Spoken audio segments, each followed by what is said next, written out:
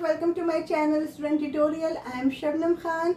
Today's topic is pacemaker. Very important. Okay, तो let's start the video.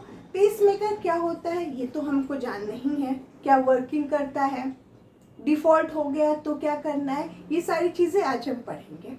But उससे पहले last की video की बात करें तो हमने पढ़ा था हार्ट बीट. हार्ट बीट क्या होता है?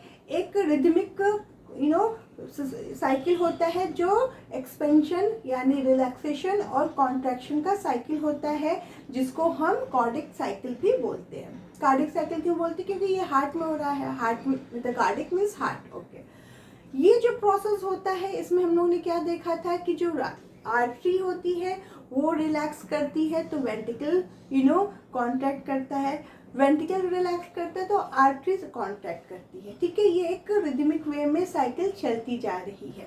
ये हम लोगों ने पढ़ा था, अच्छे से समझ भी गए थे. बट कभी ये क्वेश्चन आया होगा कि भाई उनको कैसे फील होगा कि अब मुझे कॉन्ट्रैक्ट करना है ना. ये भी एक क्वेश्चन अराइज होगा कि भाई उनको कैसे फील होगा कि मुझे कॉन्ट्रैक्ट का प्रोसेस अब मुझे स्टार्ट करना है. और we are specially talking about the ventricle part. ठीक है, why ventricle part? Because ventricle part is very important. Okay, we know that क्योंकि हमने हर वीडियो में इस चीज़ को मेंशन किया है कि वेंट्रिकल का जो पार्ट होता है, मीन्स ये जो पार्ट होता है इसकी वर्किंग सबसे ज़्यादा होती है. इसीलिए इसकी मसल्स जो होती हैं, इसकी वॉल जो होती है थिक होती हैं, क्योंकि यहाँ पे मेन वर्क हो रहा है. यहाँ पे ब्लड को कॉन्ट्रैक्ट के ज़रिए पंप करके हार्ट से बाहर की तरफ भेजा जा रहा है, चाहे वो लंग्स में भेजा जाए या तो बॉडी में भेजा जाए, बट यहीं पे मेन वर्क हो रहा है. आर्टरी का वर्क ज़्यादा नहीं है. मोस्ट ऑफ द ब्लड तो आर्टरी से वेंट्रिकल में खुद ही आ जाते हैं. बस कुछ परसेंट ब्लड को उसको वेंट्रिकल में भेजने के लिए हल्का फुल्का कॉन्ट्रैक्शन करना पड़ता है. बट मेन प्रोसेस जो होता है वेंट्रिकल का होता है. तो कॉन्ट्रैक्ट करना है वेंट्रिकल को, कैसे पता चलेगा कि अब मेरा कॉन्ट्रैक्शन का प्रोसेस शुरू हो रहा है या मुझे अब कॉन्ट्रैक्ट करना है? इसी चीज़ को हम यहाँ पे पढ़ेंगे, जानेंगे कि भाई कैसे फील होगा, वेंट्रिकल को कैसे पता चलेगा कि अब वो टाइम आ गया है कि भाई हमें कॉन्ट्रैक्शन करना है. ठीक है, तो ये मैंने हार्ट का एक डायग्राम बनाया है. ये है right auricle, right ventricle, left auricle, left ventricle. ठीक है, ये चीज़ हम पहले जानते हैं. ये है वेना केवा. ठीक है, वेना केवा से बॉडी से पूरा डीऑक्सीजनेटेड ब्लड आ रहा है.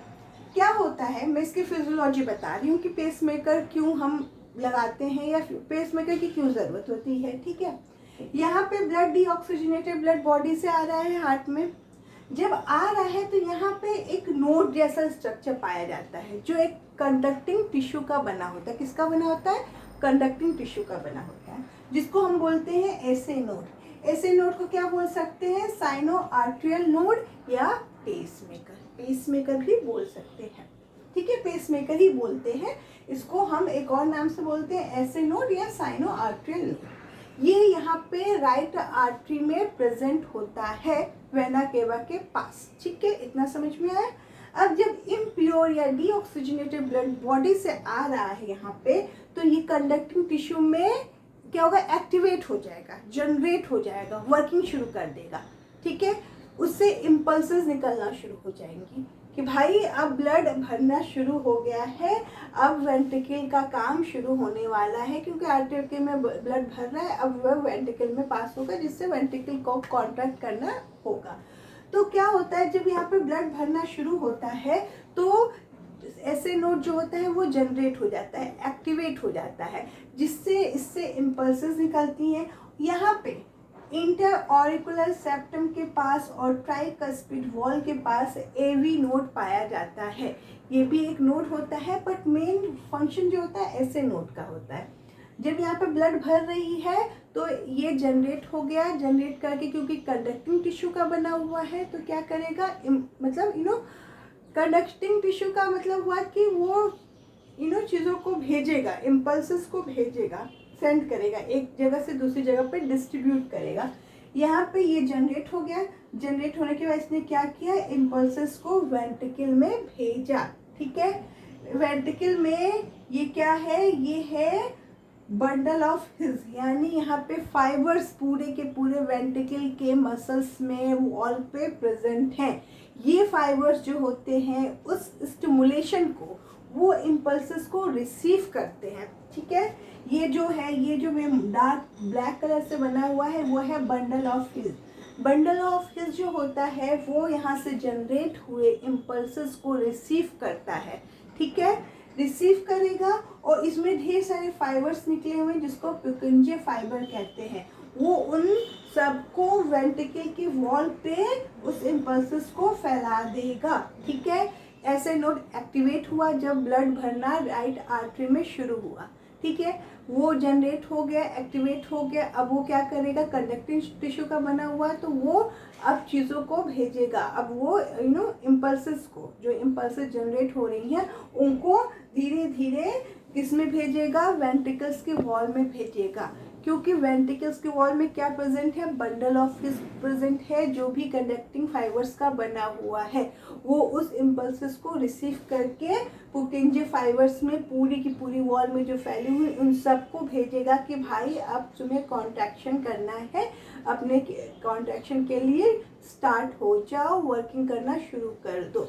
ठीक है, तो यहाँ पे मेन काम ऐसे नोट कर रहा है, वो जनरेट हो रहा है, इम्पल्सेस निकाल रहा है और वो इम्पल्सेस पूरे के पूरे वेंट्रिकल के वॉल पर फैल जा रहा है।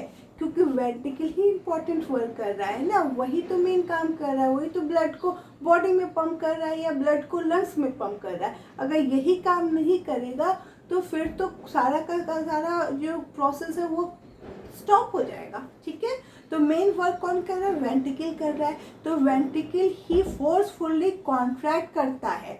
जब वो फोर्सफुली कॉन्ट्रैक्ट करता है तभी ब्लड पल्मोनरी आर्टरी या फिर अरोटा में भरना शुरू होता है। क्योंकि भाई उसको दूर जाना है ना, तो यहाँ पे प्रेशर को ज़्यादा लगाना है। उस प्रेशर को ज़्यादा लगाने के लिए उसको एक्टिवेट करना होगा, उसकी बॉडी में, उसके मसल्स में जितने भी फाइबर्स है सबको इम्पल्सेस भेजना होगा कि भाई अब काम शुरू करने के लिए तैयार हो जाओ। तो फर्स्ट क्या होता है, ऐसे नोड रिसीव करता है, जब ब्लड भरना शुरू होता है तो ऐसे नोड क्या होता है, एक्टिवेट होता है, कंडक्टिंग टिश्यू का बना हुआ है, वो इम्पल्सेस निकालना शुरू कर देगा। वो इम्पल्सेस पूरी की पूरी जो वेंट्रिकल्स की वॉल में बंडल ऑफ हिल्स या पुर्किंजे फाइबर है उन सब में फैलना शुरू हो जाएंगी और फिर वो कॉन्ट्रैक्शन के लिए रेडी हो जाएगा।